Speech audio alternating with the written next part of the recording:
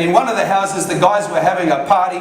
What's the word for it? Cup Murray. They were a special way of cooking the food, and they were all drinking. And they had these big speakers out on their back veranda, and they were just booming this worldly music. It was just booming, and it was so loud. When we were setting up, we could hardly hear ourselves speak. And I said to the pastor, "What are we going to do?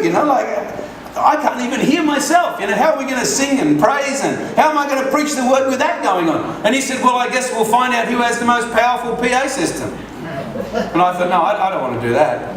And so while we were setting up, I just walked over to the house where these guys were, and they were all sitting around having a drink, and the music was just pounding, so I had to wait for the song to finish or they wouldn't have heard me. And I just went over there and said, "Hey guys, we're going to have a meeting over here tonight. We're going to be singing some songs. We're going to be worshipping God. I'm going to be preaching the word. So I'd love you to come over if you'd like to come." And I didn't say anything about turn the music off.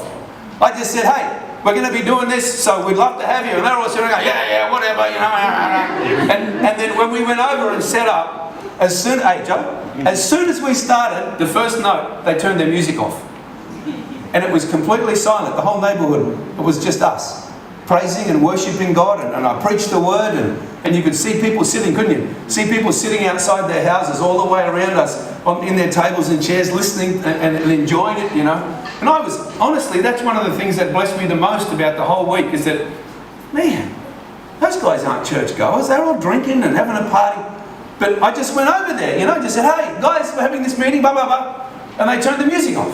And then when we got to the end, we'd prayed for everybody, we'd done the altar call, people had come to Christ, and we were just getting ready to finish, and they turned the music up again. And the music started pumping again, and I said, to the people, I wasn't talking to them, and I said, "I'm just going to ask Reverend Samani to close in prayer." And they turned the music off again. And it was just amazing. They turned it off, dead silence, the pastor prayed, as soon as he finished praying, closed the meeting, the music came back on again. But just little, honestly.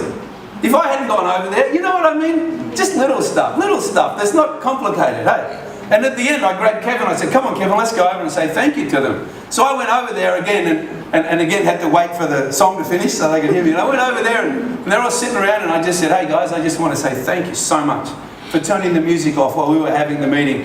And one of the guys said, "Oh, Pastor, that's okay, we got a blessing."